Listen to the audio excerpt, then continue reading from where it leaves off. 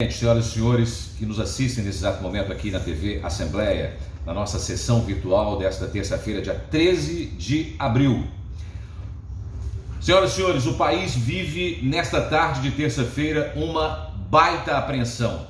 A decisão do Senado em incluir e aprovar a CPI do Covidão para investigar supostas irregularidades cometidas pelos governos federal, estaduais e também municipais.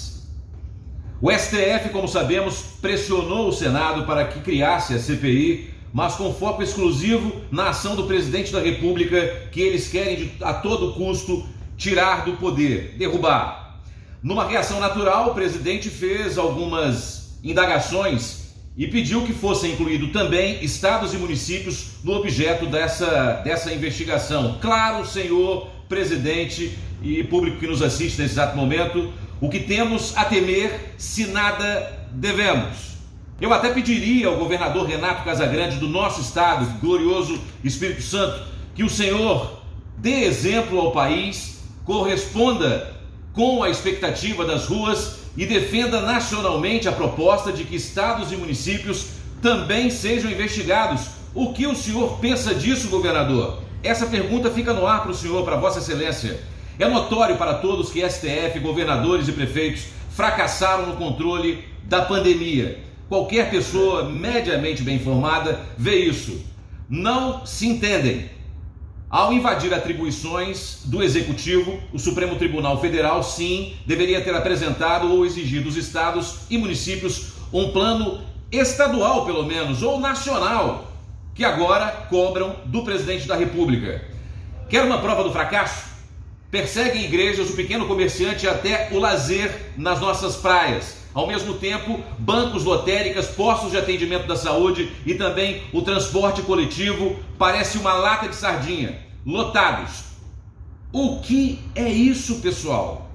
É por isso que eu peço ao governador, compareça, explique sim a sua atuação neste cenário.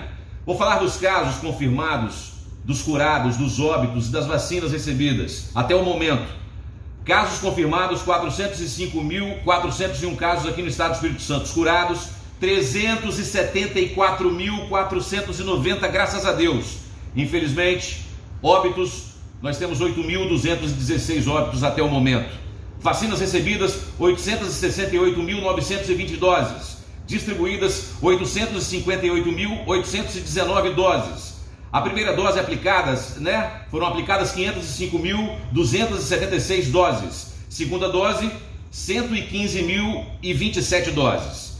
E se lhe faltam razões, governador, tem uma agora para Vossa Excelência. O governo federal fez as contas e disse ter enviado para o Espírito Santo mais de 16 bilhões e 100 milhões de reais para o combate à pandemia. Já o governador diz que recebeu apenas 2 milhões de reais. É uma diferença muito grande que exige explicações.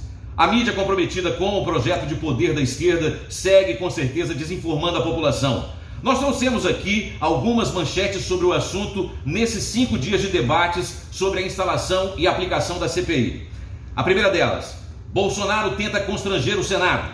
Isso saiu no UOL, numa reportagem atualizada antes das 7 da manhã. E a manchete era: ampliar a investigação é constrangedor. Eu não acho de forma alguma.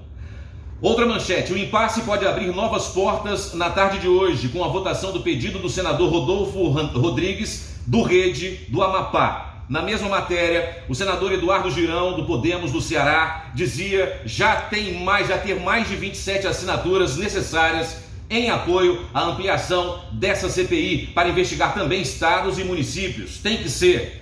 A matéria é assinada por Igor Gadelha, da CNN, atualizada ontem à noite. Agora, pessoal, para encerrar, senhor presidente, para quem quiser conferir, a reação mais intrigante vem do presidente da Frente Nacional dos Prefeitos, o Jonas Donizete. A reportagem é do jornalista Vinícius Tadeu, da CNN São Paulo, e foi produzida na manhã de hoje, terça-feira. Donizete critica o presidente da República, dizendo que Bolsonaro está generalizando, mas admite: temos um ou outro que usou mal os recursos, sim, mas investigar isso pode prejudicar o andamento da CPI. Senhor presidente, senhoras e senhores, no Brasil de hoje o STF dá as ordens. Mandou o Senado criar a CPI para investigar o presidente Bolsonaro. Mas foi ele mesmo, o STF, que lá no começo da pandemia isolou o presidente e deu amplos poderes aos governadores e também os prefeitos para usar como bem entendessem os recursos que Bolsonaro mandaria para eles. Esse dinheiro é do povo. Esse dinheiro que Bolsonaro mandou para eles é do povo. Tem que ser aplicado na pandemia.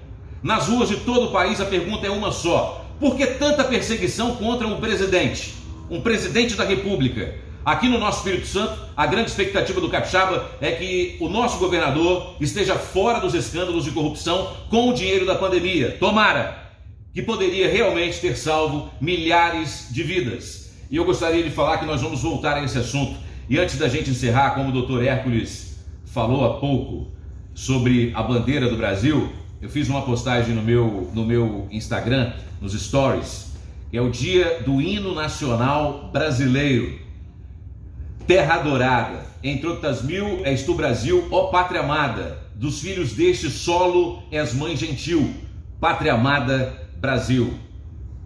Muito obrigado, senhor presidente, obrigado público que nos assiste.